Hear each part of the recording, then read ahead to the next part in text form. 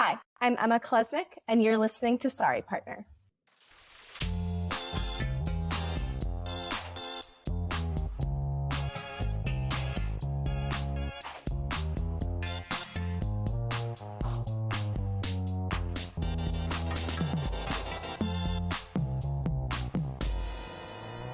Hello, and welcome to Sorry Partner, a podcast about bridge and all things interesting to bridge players, brought to you by bridge partners and friends, Catherine Harris and Jocelyn Starts. On today's program, we talk with American champion Emma Kolesnik about her love of card games, what it means to work on a partnership, and her competitive spirit. Plus, she shares her top tip for developing players. But first, let's kibitz. Hi, partner. How are you, Jocelyn? I'm fine, Catherine. How are you? I'm very well, thank you. I was at a tournament this week, which was super fun, and got to play a few days. And then on the last day, I took the opportunity to do a little kibitzing, which was also great. Got to see some fabulous players. But there was one hand I was quite looking forward to talking to you about. I was watching two champions playing. And their opposition was a pro playing with a client. And, you know, it was a few hands in, it doesn't really matter. But the opposition had bid to a 6-heart slam, and it was being declared by the client. And just after the opening lead had been made, the pro, who's the dummy, says to the client, slow down. So no one's actually played a card yet. But clearly the pro is just trying to get their client to relax before they start to play. Anyway, guess what happens? No surprise. They call the director. Oh, did they? So fast. They call the director, and it turns into this whole discussion about coaching at the table. Anyway, the director seemed to be having it both ways. They said, yeah, you're right. You can't coach at the table, but strictly speaking, this isn't coaching, and so didn't penalize nothing. It was just so interesting. You know, the experts were absolutely ropeable. I'm sorry, they were what? Ropeable. What does that mean? Angry. Okay.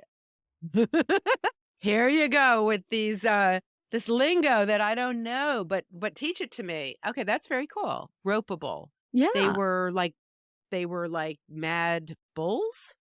I'm just going to quickly check the definition in case I've used it incorrectly. I've never heard it. You've never heard the word ropeable. Interesting. Maybe I'm using it incorrectly. Here I'm going to my trusty dictionary.com. Well, what do I know? You're usually very reliable on these matters. Ropeable. Oh, guess what? It is an Australian slang. I didn't know that. Wild or intractable, a ropeable beast. Adjective. I just thought it was common parlance. Well, there you are. See, we learn stuff on this podcast. We do. We learn Australian, what would you call it? Patois? Or yes, that's right. That's right. Australian jargon. Yeah. Specialized Australian vocabulary. Brought to you by Catherine. Okay. The experts, they were steaming mad. Infuriated, steaming mad, steam coming out of their ears. Yes. Why? Well, they felt that the pro was coaching their client and that shouldn't be allowed, and that the director had not ruled in their favor against the action, that they felt there should have been some penalty. So it didn't actually bear on, it wasn't like in the middle of the hand, it was literally before this person had played a card. And here's the thing, is I think technically they're right. What if instead of saying slow down, the pro had said deep breath or something like that? Like something, maybe, I don't know why I feel like that might have even been less innocuous. I'm just trying to think about something that was even more innocuous than saying slow down. Well, slow down is about the mechanism of the card being played. And so I can see what you mean, that if you say take a breath, it's about the internal state of the player, not so much an action at the table. Although I think it was intended to be the state of the player. I mean, I'm imagining that the pro was just trying to help steady their partner. And it seems like, yes, you shouldn't be getting that kind of coaching from your partner dummy needs to be completely silent. But I'm just wondering, like, what would have been okay? Well, I think probably really nothing would have been okay. Nothing would have been okay. Not even take a breath. Yeah. Deep breath.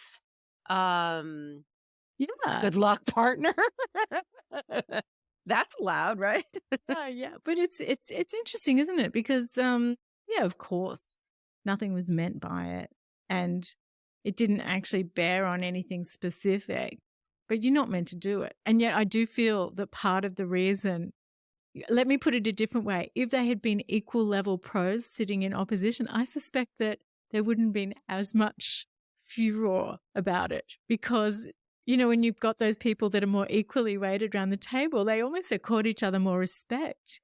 For sure. Like, yeah. Didn't you tell me, like, there's all kinds of chit chat going on when you've kibitzed at major national events? There's been weird stuff that you wouldn't have thought was allowed, with joking and this, that, and the other. So that is interesting. And I wonder if there was one pro in particular who knew that they had a clever, devious way of foiling Declarer, and they didn't want Declarer to think about things, because maybe then they would go through all the steps, counting their tricks and figuring out what they could do with their losers, and trying to think about, all the things. And maybe at some point in that list of things you're supposed to do, there would be something that would make the declarer say, aha, I need to not be foiled by XYZ. Yeah. Yeah. So it was essentially heads up. Yeah. Heads up. Yeah. Right. So, yeah, I think they were obviously perfectly within their rights to call a director. But it did seem to be an intersection of a couple of interesting points. And as you were talking too, I thought, also, I wonder if they had history with that pro as well. Like maybe he had form. I don't know. Interesting. Yes. Yes. Food for thought. Food for thought.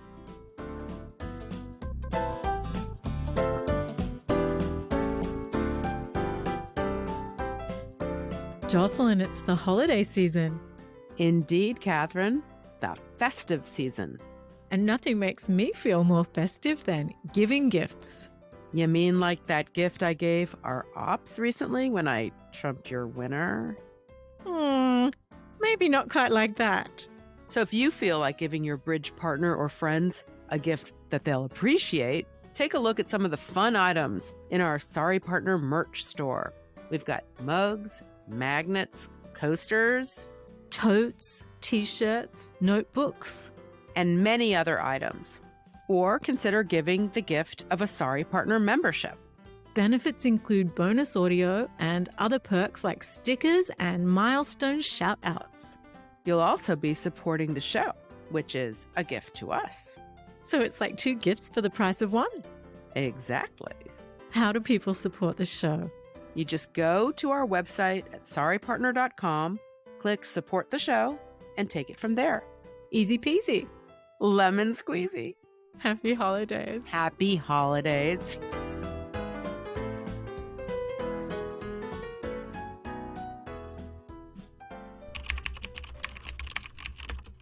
On the theme of teaching moments, I found a letter in our mailbag from Midge from Pennsylvania, who voices one of our promos. Oh, Midge. Yeah, Midge. Hey, Midge. Oh. Midge writes to us, last week at the local club, we had our monthly mentor-mentee game. My right-hand opponent opened a heart and their partner responded 2 clubs. Opener rebid 2 hearts and the responder hesitated. She then asked her partner, her mentee, so she was the mentor, to see his convention card, explaining to the table that they hadn't had time to discuss what kind of blackwood they were using. No. Yeah. No. Yeah.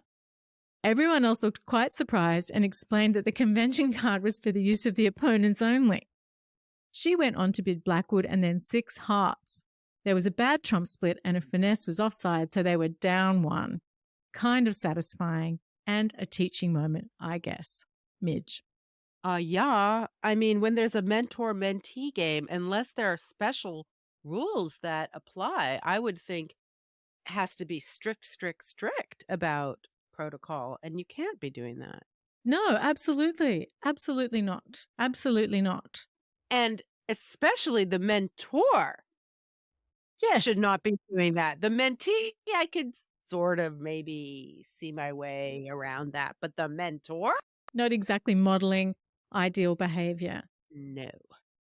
Well, speaking of not modeling ideal behavior, we have heard from Louise. Louise says, I've only been playing bridge for 5 years, but she tries to practice every day and has regular lessons. Unfortunately, she's used to being abused by cruel, cowardly players online, and she writes about one particular example.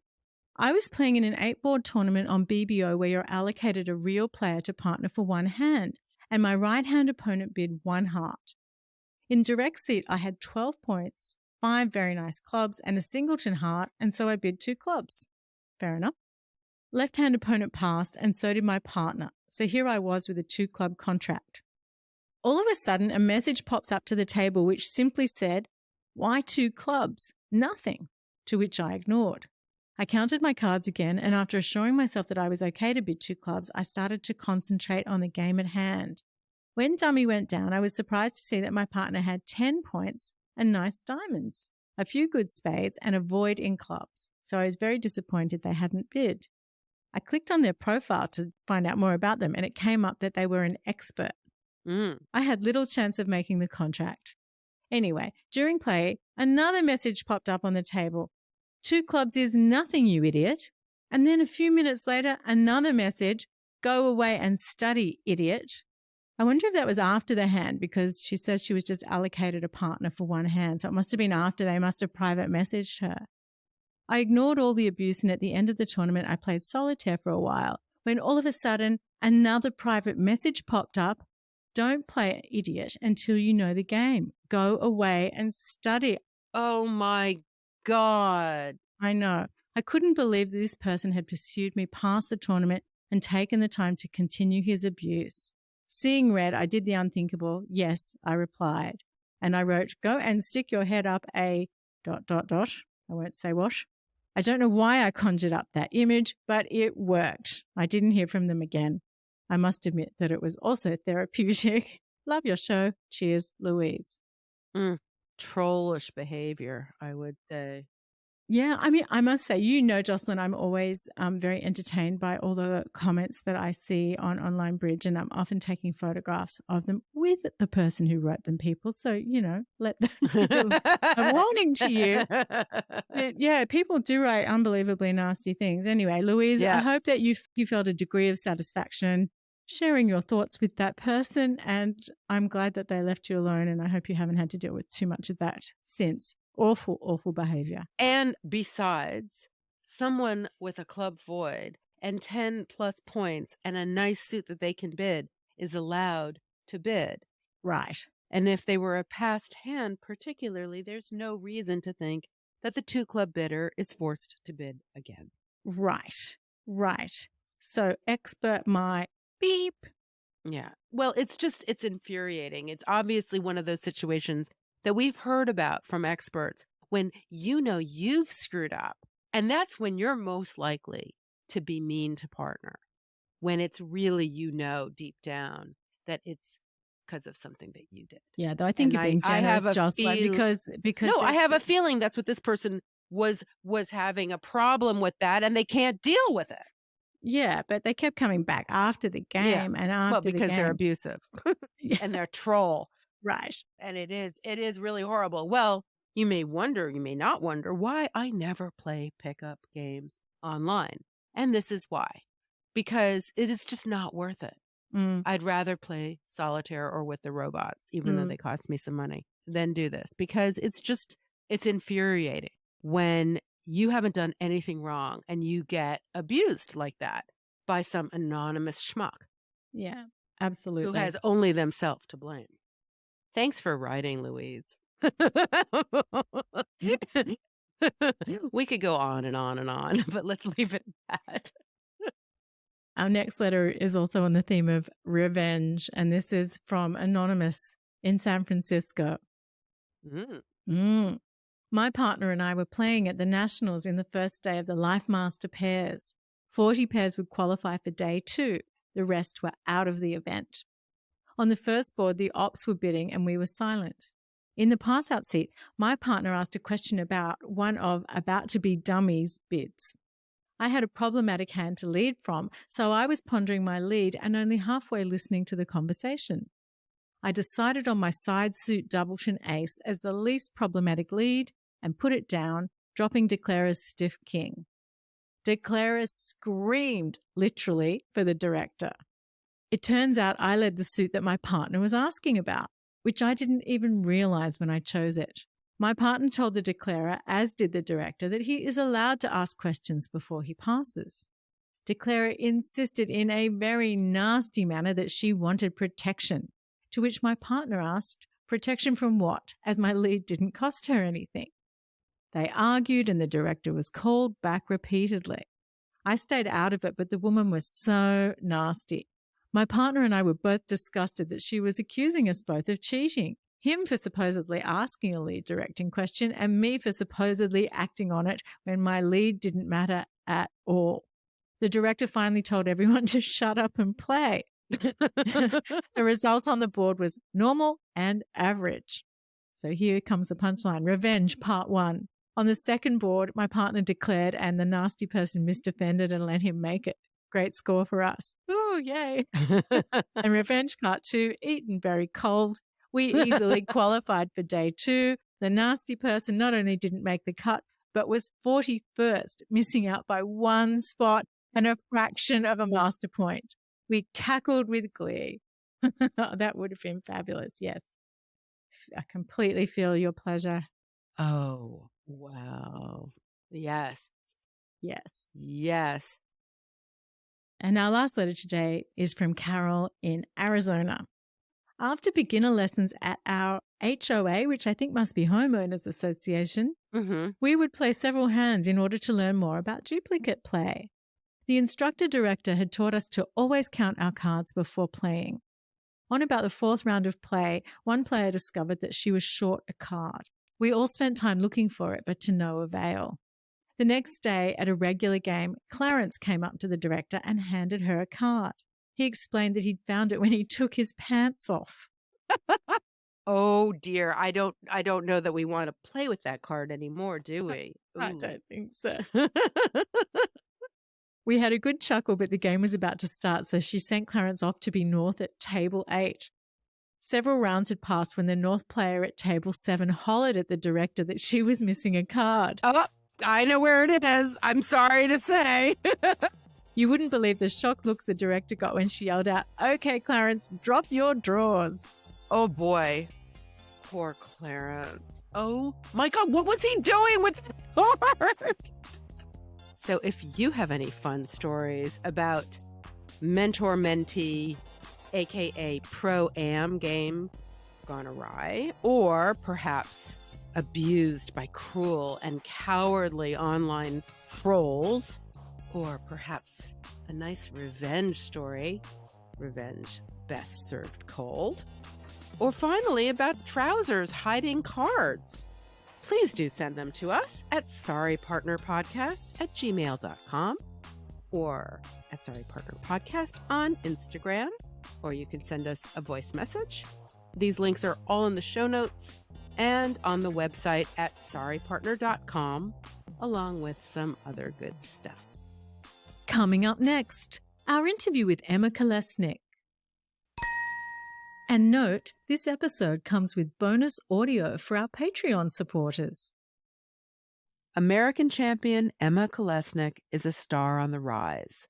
She played for USA 1 in the women's at the 45th World Bridge Championships, won the Women's USA Trials for the 2020 Junior World Championships, placed 3rd in the 2020 ACBL Collegiate Bowl, 5th in the women's at the 2019 European Transnational Championships, and was a member of the USA Junior Women's team at the 2018 Rona Cup Junior World Championships. We began by asking how she learned to play. I first learned to play when I was around 7 or 8 years old, just at home. I was lucky my parents are both good bridge teachers, so it was really fun. I played in a couple club games when I was around that age, and unfortunately had pretty negative experiences. So I didn't start doing competitive contract bridge really seriously until I got to like early high school, late middle school, when I started playing in the youth NABCs. And when my brother started playing, we both got into it together. It's nice to have another young person in the game with you, especially when you're starting out. Some people that we've spoken to whose families are very involved in bridge feel a little resistance to joining the family firm. Did you have any of those feelings?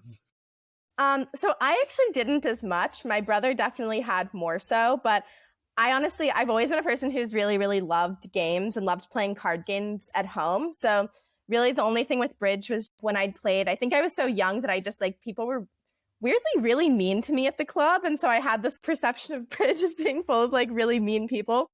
But overall with my family, actually, I really have to think, like, especially my mom, like she was so like wonderful and such a great teacher that she always made it such a fun game to where I was always really excited to play. But definitely with my brother, I think he was resistant since I'd sort of already learned first. So it was always tough to get the fourth person at home since we did need all four of us to play. So that always took more like bribery or whatever. Like we'll play 2 hands of bridge and then we can play some like other game or something that is more fun. But what was so negative about the experience at the club, your first forays? Well, bizarrely, people were actually really mean to me. Like, I'd obviously never played in a competitive tournament before, like even a club game or anything like that. And so, I think maybe I was like a little slow on an auction or like didn't know how to answer a question about an alert. And I remember some guy like really almost like yelling at me about like, why would you come and play here? If you like, I started crying actually. And it was pretty hard for my parents to convince me to finish out the session. I think it was the second club game I'd played in. The first time was fine, maybe like a little nerve-wracking, but then the second time people were really quite mean. So it was really bizarre. I mean, I can't imagine acting that way towards like a 8-year-old girl at playing one of her first times playing bridge. I really, and it's bizarre to me now, even like playing, I'm like, I would hope that none of the people I know in the bridge community would ever act that way. And I don't think that they would, but I guess sometimes people just get in a very competitive mindset and can't I have no idea. But yeah, that was basically my first experience playing competitive bridge, which I think shows why it's so important to create really positive environments, especially club games and stuff like that, because it's obviously, in theory, should be intuitive to like be nice to a little kid playing for the first time, but it's also important to be nice to adults playing for the first time and make sure they have a positive experience, especially since we all want the game to grow and continue to have people playing. And it's so much more fun when everyone's nice and friendly, since we're all here in theory because we love the game. So there's no reason to be so negative, I think. And your parents were there with you? Yeah, I believe I was playing with my mom, who I think was, definitely sort of talked back to the guy and was like, what are you doing? Like, this is, it's her first time playing. Like, this is crazy, and the guy, like, I think the opponents ended up calling the director, actually, which just made me more anxious. So it was a very bizarre situation. Yeah. What's the most memorable experience you've had playing bridge? Honestly, it's tough to say. I've had a lot of big tournaments, which are always exciting. Like the stress level's a lot higher. Like I think my first time playing at the US Junior Trials, I think, though it seems so like nothing now, it definitely was like my first time playing with screens and everything like that. And then going to my first Junior World Championships also was probably one of the more memorable ones where that was my first time thinking like, oh, wow, I might actually get pretty seriously into this game and like, starting to meet some of the people and like hear some of the names that, are now people that I'm maybe like even friends with. But at the time, certainly it was sort of my first introduction into that environment and community. So probably my most memorable to date. Was there a particular place that you've played that was also particularly memorable? I have so many places at this point. I think that bridge has really allowed me to combine my love for traveling with my love for card games. So any of the European championships I've been to have all been in wonderful locations. Even getting to go to China, like Shanghai, Suzhou region was amazing. So I definitely feel like through the international tournaments I've been to, like Istanbul, I was in Norway and Oslo for one of the tournaments. Places like that I think have been, or even just recently being in Poland, getting to some really fun traveling. When you're at a tournament, do you have any mental tools that you use to help you to focus or to deal with difficult situations maybe at the table? Yes, I try to really focus on my breathing and making sure I'm in a positive mental space always.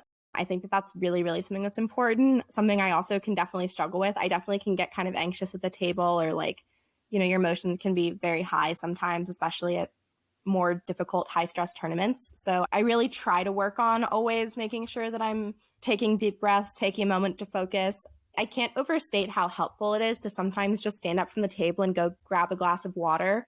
So often, you're in that space where you're like so focused and something goes wrong and it can be really hard to recover. And sometimes you can try to push past it and play the next hand. But usually I find if I just like get up, take an extra couple seconds to just like go back to kind of an equilibrium point, that really, really helps. I think that going into the next hands, like upset or focused on the previous hand, is never a great idea if it can be avoided. Much harder in practice, I think, than just saying that. But I think, definitely having like some water and trying to take some deep breaths is one of the most helpful things for me. How do you like to unwind after a tournament? Usually I like to just have like some relaxing days.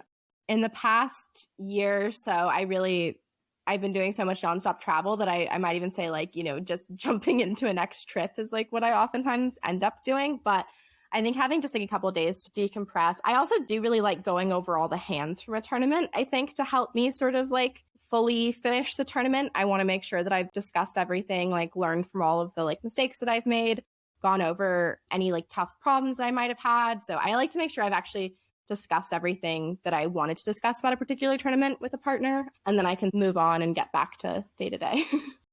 Thinking about a regular partner, what might they say is your particular strength at the table? I'd probably say maybe my demeanor. I think this is something my regular partner, Amber Lynn, and I both have talked about a lot, where having a partner who isn't gonna like yell at you if something goes wrong, or can stay very composed and is like nice and supportive, makes a really, really big difference for my own game. I know that makes a difference. So I really try to be that person for other people as well, where I'm always have a pretty positive attitude and like I'm focused, but I also am a nice partner. So I think that that's probably one of the things that my partners would comment on. But other than that, definitely can be very focused. So I like to like chit chat, but I also don't, I also like to make sure I'm focused on the hands, especially some of my partners. I can be a little bit on the slower side. So there's not necessarily too much time to chit chat and everything. What would your regular partners say is maybe an area that they'd like you to work a little harder on, perhaps? I think at this point, honestly, with my main regular partner, Amber, I feel like at this point we've worked through all of the things we would have liked each other to work on. Yeah, for the two of us, it's a pretty easygoing partnership at this point, since I think we have the same goals. We're very in it on every hand. Like we both are people who will try to think about every single trick that's played, even if it's a simple hand, think hard about it and make sure that we're doing the best thing we can. Overall, we have a pretty nice relationship. We're good friends and stuff too, so it's pretty easy. Yeah. You said that you've already had those conversations and worked on all the things you want to develop. How would you have those conversations? I think really just talking about the things that make me play my best game, or vice versa for her, where it's like, okay, what kind of comments would be helpful? Is there anything after a tough hand that I could say or not say that would make you feel better? If you seem upset, is it helpful for me to go get a glass of water or just smile and make a joke, to where you kind of know what's going to make them feel better in moments where they need to feel better, or, in high pressure situations, making sure that we're like good support systems for each other and like know that we're on the same team, regardless of what's happening at the table. So, I think really a lot of it's been experience based of just we've played, something's happened, or we've had something, we've talked about it. So I think just making sure you have a lot of dialogue and communication about what things you like or like don't like. But obviously most of the conversations that we have about the table are small carding things and stuff like that, where it's like, oh, I would rather you give, suit preference in this situation, or like what kind of signaling applies. And, so like random stuff like that's the majority of what we talk about. I think we're both pretty easygoing people, thankfully. So it's pretty easy in terms of actual like personalities. I've certainly played with more difficult partners, but thankfully at this point, I don't really have any difficult partners. How long have you been playing with Amber? We've been playing together since juniors. We first played together at the very end of 2017. So like since 2018, we've been playing together. And how did you come together? Just being on the junior team together and... Yeah. So I played my first junior trials for the women's juniors that December in 2017. And then I had been asked to be on like a different team from Amber. She was on sort of the team of the more like experienced people. And my team was made up of all newer players. It was my first time playing in a trials. I'd randomly been asked at the youth and ABC to like join a team. And there was actually only 2 teams competing. So we played a 3-day match. We lost miserably, but I was one of the people added on to Amber's team. And at the time, she'd had a partnership with Isha Thapa, who is another junior women's player. And I had a different partner. We were 6-handed. And then early in 2018, Isha actually got a concussion. So she wasn't going to be able to go to the actual Junior World Championships in the summer. So that was when Amber and I started playing together and forming a partnership so that we'd be able to play that summer at the World Championships. And then pretty much from there, we hit it off and basically been playing ever since, and have like worked on our systems and stuff. But that was the starting point, at least, of it all. And throughout this time, have you ever needed to have a coach come in and help with your interpersonal communication about the partnership? Or have you really just managed to take care of that between the two of you yourselves? On the interpersonal communication side, I think we've really just been fine, the 2 of us. In terms of like actual partnership coaching with Bridge, we've really, really benefited from outside help there. Kevin Rosenberg has been like a really, really big person on that front, where I don't even know how many hours we've spent at this point just like going over hands after tournaments. So he's been a really, really big help. There's also been a number of people through the junior training program that have helped with partnership mentoring for the 2 of us that have been really great. Like Mike Pissell was an early on person who helped us. And then also just like my dad, and then Finn, my brother, have been helpful. And Debbie and Michael Rosenberg, obviously also really, really helpful. So there's been a lot of people through junior training. Kent Mignocchi was our junior training mentor. So we've been really, really lucky to have a lot of really amazing people help us. That's been really, really invaluable, I think, especially with card play and everything like that. So thinking back to when you first learned to play, do you have a sense of when you went from being someone who played bridge to being a female bridge player or a player who plays on the women's team? So I don't know that I've ever had like a moment where I've like defined myself that way necessarily. I mean, in my ideal world, we wouldn't think about bridge players in that way so much of like women's events. I mean, I've obviously been really lucky to get started playing women's events, especially with the junior women's program. I think it's been really awesome. And I had an amazing time representing the US on the US women's team. So obviously there's been a lot of accessibility to women's events for me and to play at them. And I'm super happy about that. You know, at this point, outside of like trials and championships, and even then, just because, you know, obviously the highest probability of getting to represent the US would be on the women's team or on the mixed team. So I focus, you know, more energy to those, and I'm more likely to get added to good teams for those. But otherwise, in general, I support women playing opens events, especially since they tend to be like at nationals and things like that, slightly, I don't want to say higher caliber of events, but I would say are taken more seriously by a lot of people in the bridge community. And that's not to discredit any women's players at all, just that the events have gotten a little bit smaller with women's bridge. You know, obviously my goals for the game would be just being a top player in general and not being considered so much like a top women's player, though I also understand that being considered a top women's player happens for women players before being considered a top player oftentimes is sort of the path there. So, yeah. Emma, what's the biggest schlemozzle or muck-up that you've ever made at the table, or failing that you've witnessed someone making? I've certainly had a number of them.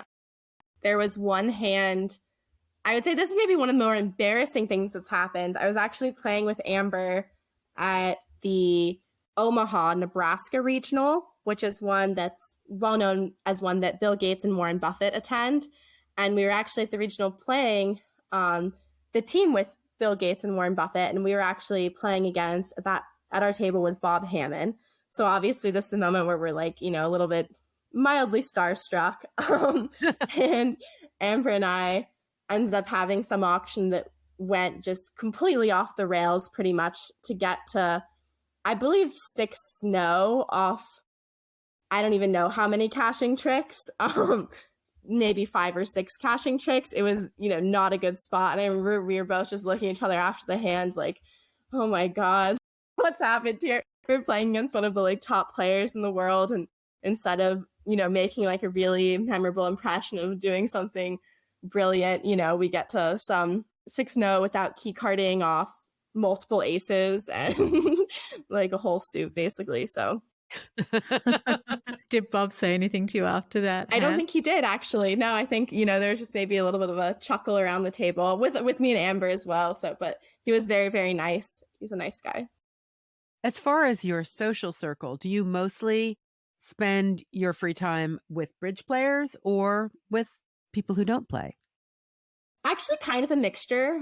So obviously with like my brother Finn playing professionally now, and then, I'm spending a lot of time in the bridge community, but in general, probably actually more time with people who don't play bridge. I actually work a full-time job.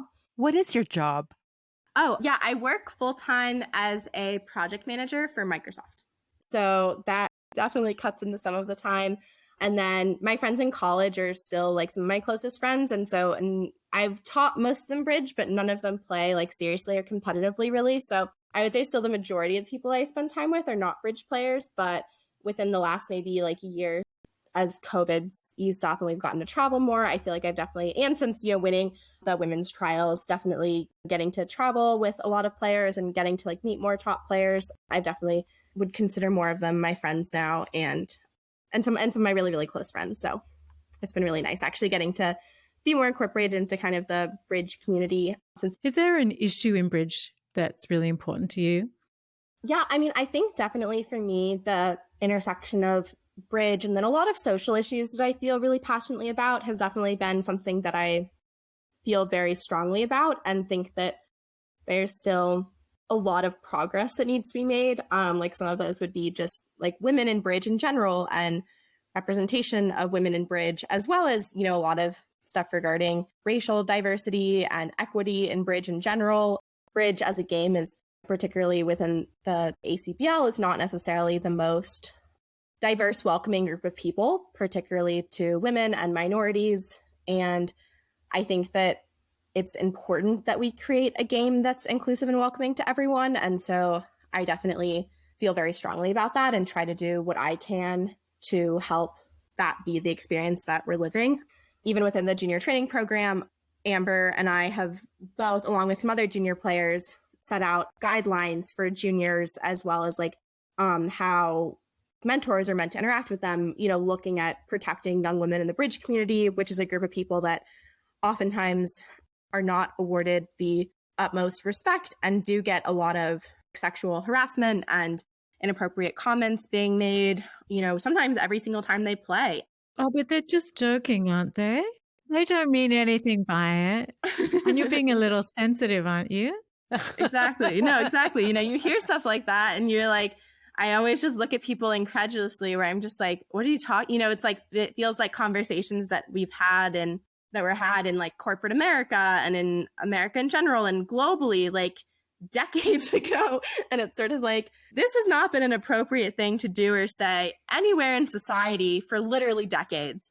And I don't know what planet you're on, but I don't know, to me, it's just mind boggling that people act the way that they do. I mean, not that we don't see sexism in a lot of areas still, but I just, in bridge, I think that we are certainly many decades behind where mainstream society is at this point, which is disappointing, I think. But I also, thankfully, a lot of people are very motivated to changing that and getting bridge a little bit more with the times. And I think certainly among like the expert level, I'm optimistic that people are realizing what a big issue this is and how limiting it can be just for the game in general to not have equal opportunities for young female players.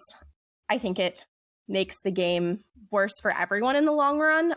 I think that you can see in, statistically, certainly, if you look at almost any area, once women were given equal opportunities and equal access to like education and mentorship, et cetera, that usually the overall level of whatever thing you're talking about goes way up.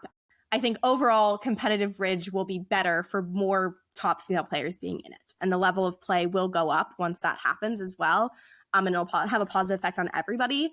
I think that sometimes it can be hard to see it that way, but I think that it's also definitely a reality that I hope we see soon, that we get over not just what I would consider like almost stupid things that a lot of women face at the bridge table, sexist comments being made, like offensive comments being made, even more harassment type things, also creating a environment where it's like, if something like that happens, that players are expected to speak up or like call the director. I mean, at this point, I have no qualms whatsoever about if someone says something offensive to me or my partner, immediately just calling the director and saying like, this is unacceptable. I can't be expected to play bridge against people that are acting this way. It's not, that would be insane for me to do that.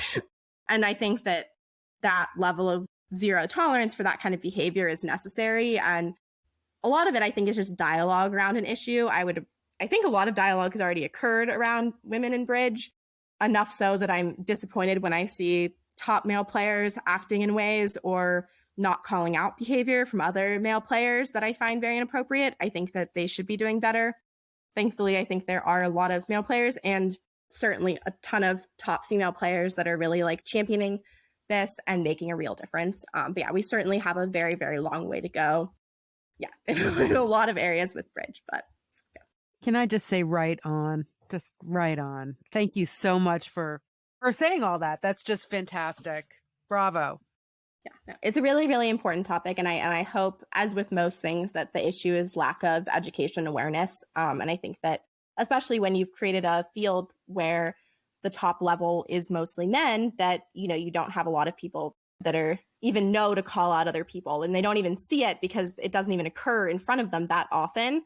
Or even just like a number of people have said things like, well, I just have no idea why there aren't more like top female players. And you're like, what do you mean you have no idea? Like, clearly it has to do with like lack of mentorship and opportunities and like things doing to promote women's bridge and have an inclusive environment for young women playing.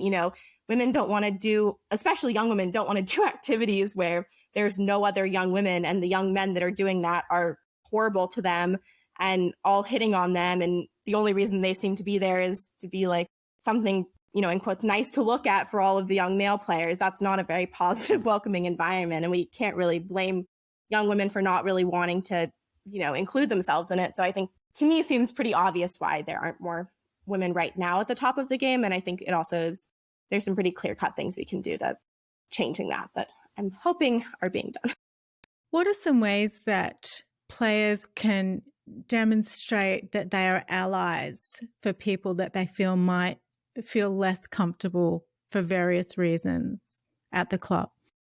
Yeah, I mean, I think that a lot of it is, especially if you're a person who feels comfortable in a space, making sure that you're hyper aware of things that might be done that make other people uncomfortable. I feel like a lot of it is even like silent things done to create culture where it's like, okay, simple things like if, just like saying hi to everyone equally at the table, or if like, for example, a male-female partnership comes up and sits down at your table and you have a question that you might want to ask, that you don't just direct it towards the man at the table, and that you're, asking both people. And again, a lot of it is hard because a lot of it does come from just like internal views about women and how you treat women generally day to day in society. And unfortunately, I think a lot of bridge players at the club or in any situation in their life are not treating women necessarily with respect in any area of their life, I would imagine. But I think just overall making an extra point to, one, model the behavior as well as call out people that aren't modeling that behavior. Because I think that sometimes we underestimate how much power it has when, as a person who isn't the minority, like for example, like a top male player sitting at the bridge table and some level of harassment happens towards a woman that they don't know at the table. It's very easy to be silent in those situations, but if you're not and you do say something, it rates to make a much, much larger impact. Like we have talked about this at like sexual harassment trainings at work, even, where it's like if some guy makes a super sexist and inappropriate joke, one of the most effective things that another man in that group can do is just not laugh and kind of call out the person. Why is that funny? Why, what's the joke? I don't get it. That can be one of the most powerful things where it's like, you almost make the person think, oh, if this person is going to call me out that I respect, like clearly I'm doing something wrong. And so I think there is kind of a burden, and there should be, on people that aren't the ones experiencing the discrimination to be looking for it and call out other people. I think certainly that would be a good start, as well as things like, I would like to see the ACBL, for example, have trainings for directors, and a part of the director training be things in sexual harassment, and just adding in things like that to the curriculum necessary to be a club director or to be running a club, or, any variety of other things, again, can make a really big difference. I mean, a lot of this, again, is lack of education. Having a flyer on the door next to, where they have everything, something saying like, these things are not appropriate. These are things that are unacceptable, zero tolerance behaviors. Please call them out when you see them in a place where everyone will notice it. Having announcements at the beginning of club games saying, this is a welcoming environment to everyone. The goal here is to have a really fun game. Please, if anyone's acting in ways inappropriate, let us know. We have a zero tolerance policy. And if there's multiple strikes against you at this club, you will not be invited back to play. I think having really strict rules like that are actually enforced, that are well broadcasted to where people know, I think that's kind of the only way you can do it, or at least is a good starting point for how you can like make people feel like, okay, this is a space where my rights and my enjoyment of the game is being considered and like protected, and I am not in a space where I'm vulnerable to people just saying all sorts of like inappropriate stuff to me and there's nothing I can do about it, because that's how a lot of times people feel, which is really hard. So that's great, Emma. Thank you for that. That's wonderful. Do you have a favorite bridge convention or gadget?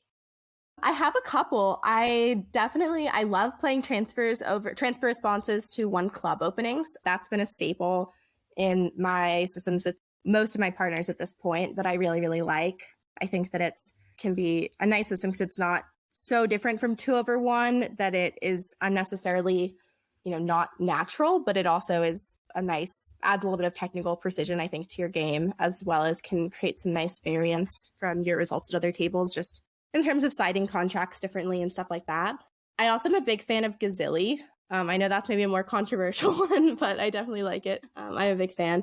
I think it's really, really helpful. Yeah, I tend to like methods like that where they're still mostly naturalish, or they're like more gadget based, but that you can show distributional hands. I think that being able to show your distribution is really undervalued in a lot of systems. And, knowing where shortness is, or if someone's 5'5", can be really, really huge. So definitely a big fan of Gazilli. And are there any conventions that you really just don't like? There aren't too many. I try not to judge people too much, because I think most of them, it just depends on your overall system. So there's not too many that I'm, wouldn't play. I don't love Puppet Stamen after a 2-0 opening is one of the things that I probably wouldn't play with most partners. I also personally am not the biggest fan of Bergen raises. I tend to like to keep some of those 3-level bids either like natural invitational, and I find that having 2-0 is like a limit raise or better in response to a major opening, I found to be really helpful. So then that allows you to kind of eliminate the need for Bergen, basically, because you can still have 1 major, 3 major be a mixed raise, a 4-card mixed raise. So I definitely like that. I think by doing that instead of Bergen raises, I would almost always rather, but I'm not so against them that I wouldn't play them if a partner insisted, but I try to avoid them. Why don't you like Puppet Stamen over 2-0? I think that it's more of a winner to be able to just like play it normally and have Smolin in there and stuff like that. I think I personally prefer, I would say. I think it's like, again, it's not, there are a lot of conventions exist for a reason. I understand why people might like Puppet Stamen. I think it's a little stronger to play it the other way, personally, though. What's the best bridge advice or tip that anyone's ever given you? Actually, I think it came from my best friend, who is not a bridge player. One night after I had had a really, really tough day of bridge, I called her pretty much like crying, just really upset. And she said, you know what, Emma, the only reason you play bridge is because you love the game. You love the game of bridge. And that's the reason you play, is because you love it. And regardless of anything else, if you ever stop loving it, you don't have to play anymore. You're choosing to play bridge every time you play. And so you might as well enjoy it. And that really stuck with me, where it's like, you know, ultimately I am playing this game because I love it. I love playing card games. I find it so fun. I think the game's really beautiful. And just from an intellectual perspective, I think it's so interesting. And so anytime, you know, there's a tough hand or I get something wrong, I do try to really focus on that and think about that, where, you know, I love to win. I hate to lose. Both of those are true. But also I'm playing the game because I love it and I think it's fun. And so at the end of the day, just reminding myself of that as much as possible, I think has been a big help to my bridge game, and just, you know, allowing me to chill out a little bit sometimes at the table. Emma, thank you so much for joining us today. It's been great talking to you. Emma, thank you so much. It's been just a pleasure talking to you. Thank you so much for having me. It's been really wonderful. And that's the show. Many thanks to our guest, Emma Kolesnik. Thank you also to our Sorry Partner posse of listener supporters who make the show possible. Sorry Partner is produced by Catherine Harris with production assistance from Paul Chirasso and Jade Gray. Our theme music was composed by Jocelyn Starts and produced by Daniel Graboy. Send your bridge stories and comments to sorrypartnerpodcast@gmail.com or at Sorry Partner Podcast on Instagram, or send us a voice message. And please consider supporting the show. You'll get a monthly newsletter, bonus audio from time to time, and other supporter benefits. These links and a link to our discount offers and merch store are under the episode description in your app, on the website at sorrypartner.com, or wherever you like to listen. We'd love to hear from you, but be nice, or we'll call the director. Until next time, play well. May all your finesses be on side. And remember, as Emma says, you're playing the game because you love it. So have fun and enjoy it. Thank you, partner. Thank you for all the fun, partner. Bye. Bye.